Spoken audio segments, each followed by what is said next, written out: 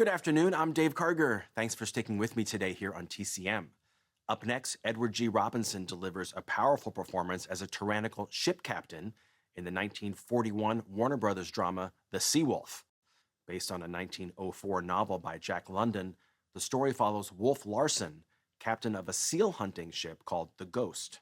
He takes pleasure in terrorizing his crew, and his methods are especially frightening because they're carefully calculated, part of an intellectual experiment that he plots behind closed doors. Originally, this adaptation was planned as a vehicle for Paul Muni, but Muni turned it down, and the role was offered to Edward G. Robinson. Robinson was only too eager to accept, partly because he had long regarded Wolf Larsen as one of the most fascinating characters ever written. He had been a fan of Jack London's novels since childhood, and as a boy moving from Bucharest to New York, he read The Seawolf over and over again to help him learn English. The story had already been adapted for the screen several times by this point, but this version turned out to be the definitive one. It also struck a powerful chord with audiences at the time, with its explicit parallels between Wolf Larsen and Adolf Hitler. From 1941, directed by Michael Curtiz, and also starring John Garfield, Ida Lupino, and Alexander Knox, this is The Seawolf.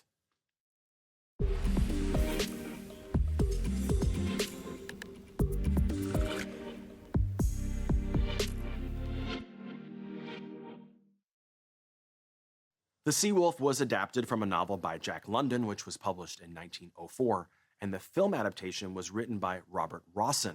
Years later, Rossen would earn Oscar nominations for writing and directing two other powerful dramas, All the King's Men and The Hustler. For The Seawolf, Rossen made a few key changes to Jack London's novel, including the decision to split the character of Van Weyden into two separate roles. In the novel, he's a literary critic as well as the romantic lead, but in the film, these two sides of his personality were divided, played by Alexander Knox and John Garfield. Garfield's role was initially offered to George Raft, but he turned it down. John Garfield, on the other hand, relished the chance to make this film. He was a big fan of the novel and looked forward to working with Edward G. Robinson, Ida Lupino, and director Michael Curtiz. The Seawolf was well received by critics and audiences when it premiered in 1941, but it only received one Oscar nomination for Best Special Effects. 1941 was a competitive year, dominated by movies like Sergeant York, How Green Was My Valley, and Citizen Kane.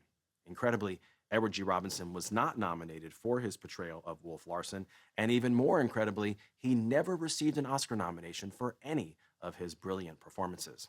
The Academy finally rectified that oversight with an honorary Oscar in 1973. Sadly, Robinson died 2 months before the award presentation, so the Oscar was presented to his widow, Jane Robinson. Up next is a Looney Tunes cartoon from 1943 featuring Bugs Bunny on a desert island. And after that, Peter Lawford whisks Esther Williams off to an island in an MGM musical from 1948. Next on TCM, On an Island with You. Then, Out of the Past. And later, The Setup. TCM's got twice the Totoro tonight.